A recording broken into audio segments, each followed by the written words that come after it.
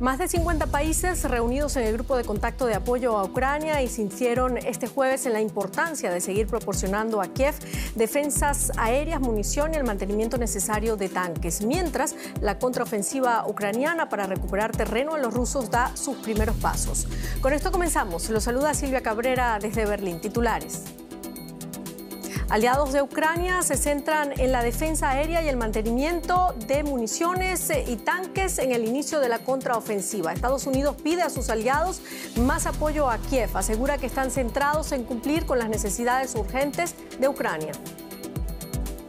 Grecia sigue buscando sobrevivientes del naufragio del buque colmado de migrantes. Unas 8.000 personas protestaron en el centro de Atenas en contra de las políticas migratorias de Grecia, mientras las autoridades griegas detienen a 9 presuntos traficantes egipcios de seres humanos. Gustavo Petro se encuentra en Berlín y este jueves se reunió con personalidades de la economía y la política alemanas. El presidente colombiano pidió poner fin a la noche neoliberal y combatir la crisis climática que considera el origen de los males actuales.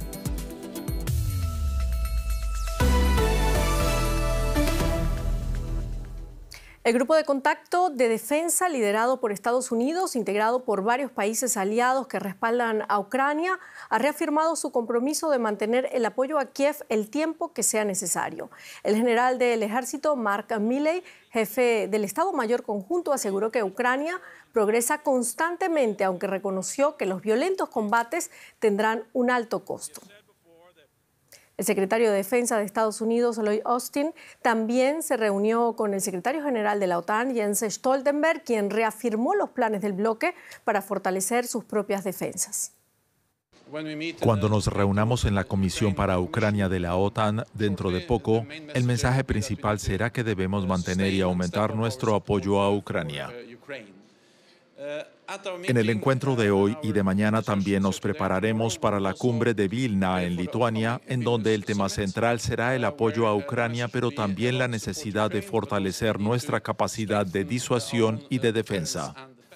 Y vamos ahora directamente a Bruselas. Ampliamos con María García Sornosa. María, el grupo de contacto de defensa liderado por Estados Unidos ha reafirmado en Bruselas su compromiso de mantener el apoyo a Kiev el tiempo que sea necesario. ¿Hay planes militares, más dinero, más armas? ¿Qué se dice? Sí, Silvia, de hecho el plan militar de la OTAN con Ucrania no ha cambiado durante los últimos meses. Sigue siendo el envío incesante, progresivo y gradual de todo el armamento que necesite Ucrania a las líneas del frente. Ya lo decíais, así lo ha descrito Lloyd Austin, el secretario de Estado estadounidense, ante los 50 países que se han reunido hoy aquí en Bruselas bajo el foro de Ramstein. La guerra en Ucrania no es un sprint, es una maratón, ha dicho, y por lo tanto no podemos caer en la fatiga. Hoy hemos visto nuevos anuncios de donaciones. Por ejemplo, Países Bajos o Estados Unidos han anunciado que enviarán a Ucrania centenares de sistemas de defensa antiaéreo. Son muy importantes en este punto de la guerra en el que Rusia ha intensificado su batalla por los cielos con el empleo de muchos drones. Otros países como Noruega han anunciado que también enviarán a Kiev miles de rondas de artillería. La munición es uno de los bienes más preciados porque la guerra de Ucrania es ya también una guerra de logística. No veremos de momento la llegada de los cazas F-16, aunque es verdad que la coalición liderada por Dinamarca y Estados Unidos han anunciado que van a comenzar a entrenar a los pilotos ucranianos para que sepan cómo manejar estos cazas modernos. No van a llegar para la contraofensiva actual, pero los expertos coinciden en que pueden ser un factor determinante y crucial para próximas batallas si la guerra continúa prolongándose. Y Silvia, como novedad, los 31 países de la OTAN están debatiendo en estos momentos un plan multianual para modernizar el ejército ucraniano, para acercarlo así a los estándares de la OTAN. Es un paso más de Ucrania hacia la Alianza Atlántica. Todavía se desconocen las cifras. Aquí en Bruselas se habla de unos 500 millones de euros cada año, pero todavía están bajo negociación y se espera que se apruebe durante esa cumbre de Vilna que veremos el próximo mes. Bueno, María, de esa contraofensiva que hablabas, el secretario general de la OTAN, Jens Stoltenberg, afirmó que es pronto para saber si la contraofensiva ucraniana será un punto de inflexión en la guerra, pero aseguró que cuanto más terreno recupere Ucrania, más fuerte será en la mesa de negociaciones. Te pregunto entonces muy brevemente, ¿no descarta el diálogo como salida a la crisis, no? Bueno, la Unión Europea y la OTAN siempre han reconocido que la guerra en Ucrania, como la mayoría de guerras, va a terminar en una mesa de negociación. Lo paradójico es que dicen que las bases de esta negociación se van a dibujar sobre el campo de batalla. Recuerdo una frase que dice con mucha frecuencia Josep Borrell, el jefe de la diplomacia europea, y es que para ganar la paz hay que ganar la guerra. El objetivo de los aliados de Ucrania es fortalecer a las tropas de Zelensky sobre el para que lleguen lo más fuerte posible a una futura negociación. Lo que se quiere evitar de alguna forma es lo que ocurrió en 2014 con Crimea, donde Kiev tuvo que aceptar algunas condiciones que no le eran muy favorables. En cualquier caso, nadie habla de momento aquí en Bruselas de una mesa de negociación, al menos en el corto plazo, y lo achacan, lo atribuyen, responsabilizan a Vladimir Putin de no querer quitar las tropas del país de forma inmediata. No al diálogo por ahora. Muchísimas gracias, María García Sornosa, desde Bruselas. Y vamos ahora con otras noticias relacionadas con el conflicto en Ucrania que ocupan los titulares en todo el mundo. El jefe del Organismo Internacional de Energía Atómica aseguró que se han tomado medidas para estabilizar la situación en la central nuclear de Zaporilla. Rafael Grossi encabeza la delegación que visita la planta ucraniana controlada por el ejército ruso. Los expertos evalúan las secuelas de la rotura de la presa de Nueva Kajovka la semana pasada, incidente que interrumpió el suministro de agua de refrigeración a la central. El presidente sudafricano Cyril Ramaphosa encabeza una delegación de líderes africanos que viaja a Ucrania y Rusia para presentar su plan de paz africano. Tras aterrizar este jueves en la capital polaca, Varsovia, se reunirán el viernes con el presidente ucraniano en Kiev. La delegación se reunirá luego con el presidente ruso Vladimir Putin en San Petersburgo. Los dirigentes de Rusia y Argelia se han comprometido a estrechar los lazos entre ambos países. El presidente argelino Abdelmajid Tebboune, que se encuentra en Moscú durante una visita de Estado de 3 días, afirmó que las presiones occidentales no afectarán a la posición de su país respecto a Rusia. Vamos con otros temas. Los equipos de rescate continúan buscando posibles supervivientes en las aguas de la costa griega un día después del naufragio de una embarcación hacinada de migrantes. Las autoridades de ese país han confirmado la muerte de al menos 79 personas después de que fueran rescatadas más de 100 desde la noche anterior. Cientos se encuentran aún desaparecidos. Hay manifestaciones contra la Guardia Costera griega en distintas ciudades, mientras las autoridades del país detuvieron a 9 presuntos traficantes egipcios de seres humanos. Las esperanzas de encontrar sobrevivientes son mínimas, pero la Guardia Costera griega sigue rastreando la zona. A esta tranquila población griega han sido trasladados los rescatados en la última tragedia de la emigración en el Mediterráneo. Kasem Abu Saed es un refugiado sirio que vive en Alemania. Su esposa y su cuñado iban en el barco. No sabe nada de ellos.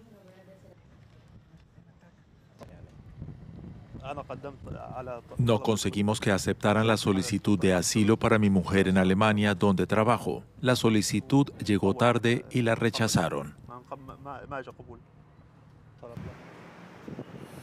En todo el país, las banderas ondean a media asta. Y se han declarado 3 días de luto nacional. El principal líder opositor visitó el centro de refugiados, donde insistió en que se abran rutas legales para la emigración. Se necesita un cambio en la política de emigración, un nuevo pacto sobre asilo, la reforma del Acuerdo Dublín II, un nuevo pacto de migración y asilo que reparta la responsabilidad entre todos los estados de la UE, y no solo entre los países a los que llegan los refugiados. Y necesitamos vías legales de migración, no solo muros. Se calcula que a bordo del barco siniestrado iban 750 personas.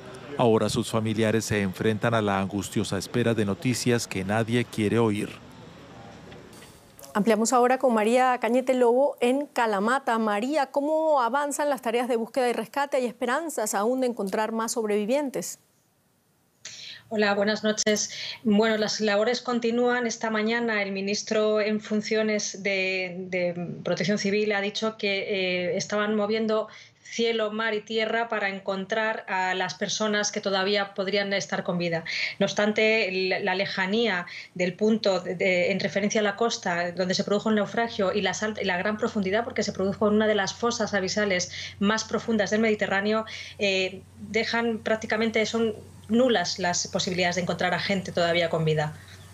María, tenemos entendido que muchos de los familiares de las personas que iban en el barco fueron a Kalamata. ¿Has podido tú hablar con ellos? ¿Qué dicen? Sí, he podido hablar con varios de los familiares. El caso más trágico ha sido el de Mohamed, que es un joven egipcio que estaba esperando a su hermano y a sus dos primos en Italia, donde llegarían con el barco. Él había hablado con ellos el viernes antes de que zarpase el barco desde la costa de Libia y desde ese momento ya perdió la comunicación con ellos. Además, me ha contado que en el barco no solo ha perdido a su hermano y a sus primos, sino también que casi una treintena de gente de su pueblo. También he podido hablar con otros inmigrantes que vienen de Alemania, de Holanda y de Italia en busca de sus seres queridos. La buena noticia es que una de estas personas sí que ha encontrado al familiar que estaba buscando entre los supervivientes. Sin duda una tragedia. Bueno, medios y organizaciones internacionales acusan a la Guardia Costera de Grecia por no haber actuado mejor para evitar lo sucedido. ¿Cómo ha respondido el gobierno griego ante estas críticas? Bueno, esta mañana el ministro de Protección Civil aquí nos ha dado unas declaraciones a los miembros de la prensa y nos ha dicho que ellos tenían las manos atadas porque la legislación internacional y la propia legislación griega, que es muy dura en este aspecto, no permite que en un barco que está en aguas internacionales, que tiene tanta sobrecarga como este, ¿no?, con tantos pasajeros y que además no ha solicitado ayuda y no quiere ayuda, no se puede atender, porque en el caso de que hubiesen atendido, lo más probable es que el remolque de esta embarcación hubiese provocado el vuelco y, por lo tanto, las autoridades griegas hubiesen sido culpables como responsables del naufragio. Muchísimas gracias, María Cañete Lobo, desde Kalamata. Gracias. Y vamos a la economía. Paco Furió, Europa se está acercando a América Latina, ¿no? Así es, Silvia. La presidenta de la Comisión Europea, Ursula von der Leyen, concluye hoy su gira latinoamericana en México, donde se reúne con el presidente mexicano Andrés Manuel López Obrador. Un encuentro complejo, ya que el bloque europeo mantiene discrepancias en energía, derechos humanos y la guerra en Ucrania con México. Tras pasar por Brasil, Argentina y Chile, von der Leyen llegó a México para continuar con su agenda que tiene dos ejes centrales: presentar el programa de inversiones para la región lanzado por la Unión Europea y la lucha contra el cambio climático. En México, concretamente, von der Leyen quiere renovar el acuerdo global con este país, que no solo abarca las relaciones comerciales, sino también la cooperación y el diálogo político, pero que data de 1997 y, en su opinión, requiere una actualización. Para saber más sobre esta visita de la presidenta de la Comisión Europea a Latinoamérica, conectamos ahora con Ignacio Bartesagui, director del Instituto de Negocios Internacionales de la Universidad Católica de Uruguay. Gracias por atendernos. Último día de la visita de von der Leyen en Latinoamérica. ¿Qué destacaría de esta gira y con qué acuerdo se vuelve la presidenta de la Comisión a Europa? Buenas noches. Diría que lo energético es fundamental. Se lleva a varios acuerdos en algunos sectores claves, como el litio, por ejemplo, en las materias primas críticas, también en el gas, también en el hidrógeno verde, hay algo en el cobre. Por lo tanto, ha priorizado mucho la agenda energética, también con Brasil, lo que tiene que ver con el cuidado medioambiental en la Amazonia. Así que ese es un pilar clave. El otro son las inversiones, ¿no? Como decía, las inversiones de 10.000 millones de dólares prometidas para América Latina en el marco de este programa Gateway de inversiones de la Unión Europea a nivel mundial. Allí hay muchos compromisos. Vamos a ver en qué se concreta. Y por último, los acuerdos comerciales, que allí hay, bueno, está la posibilidad de que entre en vigor el acuerdo con Chile, la renegociación del de México, pero está muy trabado el acuerdo con el Mercosur, especialmente porque no se ponen de acuerdo con los compromisos adicionales que la Unión Europea le exige al bloque. Ya Brasil y Argentina han respondido que no están dispuestos a cumplirlos. Brasil, Argentina, Chile y México han sido los países elegidos por von der Leyen. ¿Por qué estos cuatro países? Bueno, Brasil y México son las principales economías de América Latina. Además, Brasil cumple un rol en la agenda internacional. Como decía el informe, también hay discrepancias respecto a lo que es la guerra en Ucrania, hay algunos posicionamientos de derechos humanos y también sobre cómo resolver los problemas democráticos en América Latina. Por lo tanto, Brasil y México juegan allí un rol previo a la cumbre de la Unión Europea, la CELAC de julio. Y en el caso de Argentina y de Chile, por supuesto que lo energético y las materias primas críticas también son dos países que juegan un rol en ese sentido. Y por último, no hay que olvidarse, en el caso de Argentina y de Brasil, la importancia de los alimentos, que es otro asunto que también importa a la Unión Europea. Gracias, Ignacio Bartesagui, por estas informaciones. Con todo gusto. Y el presidente de Colombia, Gustavo Petro, se reunió este jueves con empresarios alemanes en el marco de su visita oficial a Alemania. La visita tiene un claro enfoque económico, sobre todo en temas de transición energética. De ahí que el mandatario viaja acompañado de la ministra de Minas y Energías, Irene Vélez, y del ministro de Comercio, Industria y Turismo, Germán Umaña. Los políticos colombianos se reunieron en su mayoría con empresarios del sector energético alemán con el objetivo central de lograr un acuerdo sobre producción de hidrógeno verde en Colombia para su exportación. El interés es recíproco, ya que Alemania busca urgentemente alternativas de energía para suplir el gas que hasta la guerra de Ucrania provenía de Rusia. Seguimos con esta noticia. Así es, Petro también se reunió no solamente con empresarios, sino con políticos alemanes, así como con periodistas y con nacionales aquí en Berlín. Este jueves ofreció una conferencia donde pidió poner fin a la noche neoliberal y a combatir la crisis climática que él ve como el origen de muchos de los males actuales. Esto mientras enfrenta en su país un escándalo por presuntas escuchas ilegales, una supuesta financiación ilegal a su campaña que amenaza su ambicioso plan de reformas en el Congreso. De aquello no ha querido hablar, prefirió evadir a la prensa. Presidente, mucho gusto, bienvenido a la Fundación Ebert. Recibido en perfecto español por Martin Schulz, presidente de la Fundación Friedrich Ebert y ex candidato socialdemócrata a la Cancillería alemana, Gustavo Petro volvió a la que considera su casa. Como alcalde de Bogotá, ya visitó Berlín en diversas ocasiones. La fundación política cercana al Partido Socialdemócrata Alemán acogió este jueves una intervención magistral del presidente colombiano, tras la que el mandatario no aceptó preguntas del público ni de la prensa. Petro desgranó los principales desafíos que enfrenta la humanidad con la crisis climática y el ascenso del nuevo fascismo negacionista del cambio climático, como él lo llama, entre los principales retos. Si no hacemos caso de la ciencia, caemos en el irracionalismo. Y si caemos en el irracionalismo, caemos en el fascismo, como la historia alemana demuestra. Un mundo tan racional y de pronto totalitario. Una década, ese es el tiempo que le queda a la humanidad para tomar medidas y evitar la catástrofe climática, según Petro. Para ello, el poder público y los estados tienen que tomar las medidas que el mercado nunca tomará. Y los países deberían repensar sus relaciones comerciales, lo que incluye el comercio entre Alemania y Colombia. La principal exportación de Colombia a Alemania, que creció como por 20 el año pasado, es carbón. Es decir, el veneno. Alemania le compra a Colombia por desesperación veneno y lo usa aquí y ahí sale, sabemos, al cambio de la química de la atmósfera. ¿Por qué no es hidrógeno verde? ¿Por qué no producimos allá con baja huella de carbón? ¿Por qué no hacemos una sociedad en vez de una dominación, como ha sido tradicional en los 5 siglos pasados? La del hidrógeno verde será precisamente una de las principales propuestas que lleve Petro a sus reuniones de este viernes con el canciller alemán Olaf Scholz y con el presidente federal alemán Frank-Walter Steinmeier. Y la Asamblea Nacional de Venezuela, controlada por el oficialismo, aceptó este jueves la renuncia de la mayoría de los rectores del Consejo Nacional Electoral cercanos al chavismo. Los rectores salientes señalan que decidieron ceder sus cargos a fin de contribuir a la estabilidad económica, política y social de Venezuela. La renuncia abre el procedimiento para designar nuevas autoridades. un proceso que los diputados esperan completar lo antes posible. En la mente de todos está la cercana convocatoria de elecciones presidenciales para el 2024, que iniciará en 4 meses con las primarias de la oposición. Analizamos el tema ahora con Ali Daniels, abogado y profesor de la Universidad Católica Andrés Bello en Derecho Internacional, Humanitario y Derechos Humanos.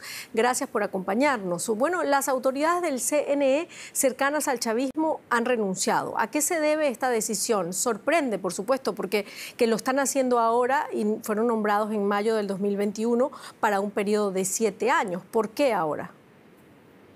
Es así, es sorprendente que haya ocurrido esto cuando apenas tienen 1 año en el cargo y además diciendo que quieren que se nombre un CNE que represente el consenso y las aspiraciones del pueblo venezolano.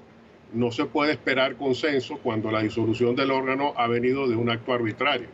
Arbitrario porque, como usted mismo ha señalado, y como lo señalaron en la Asamblea cuando tomaron la decisión, solo renunciaron aquellos vinculados al oficialismo, es decir, 3 de los 5. Los otros 2 no habían renunciado.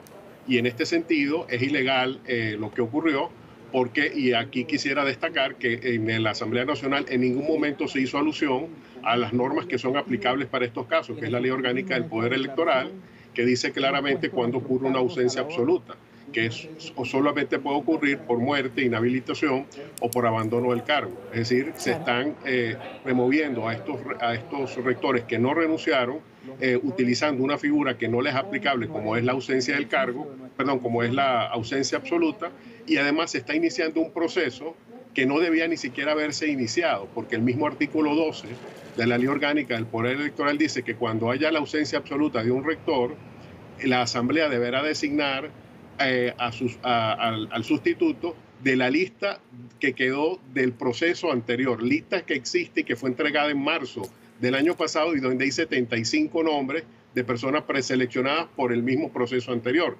De modo que no hay ningún supuesto legal para que apoyarse en esta decisión. Señor Daniels, usted habla de 5 rectores, 3 chavistas que acaban de renunciar, 2 de la oposición. ¿Qué va a pasar con esos rectores de la oposición?